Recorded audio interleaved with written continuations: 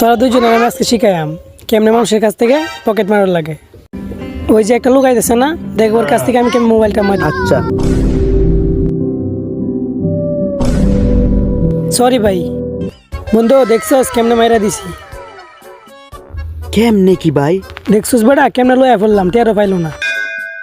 চল এবার আমি আর তুই যাই। যেভাবে পকেট মারেন মানুষে দেখলো তো আমরা ফিরাইবো। এটাই তো হাতে সাফাই। তাহলে চল আমরা দুইজন যাই।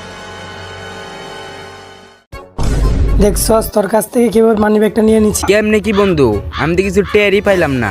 আরে এটাই তো হাতে সাফাই।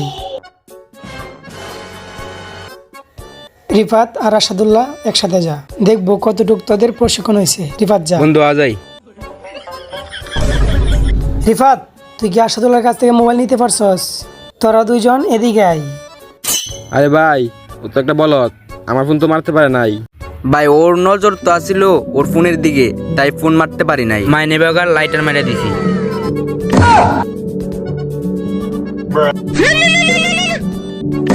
কিরে তুই দিয়ে আমার কাছ থেকে আর বড় বাটফার।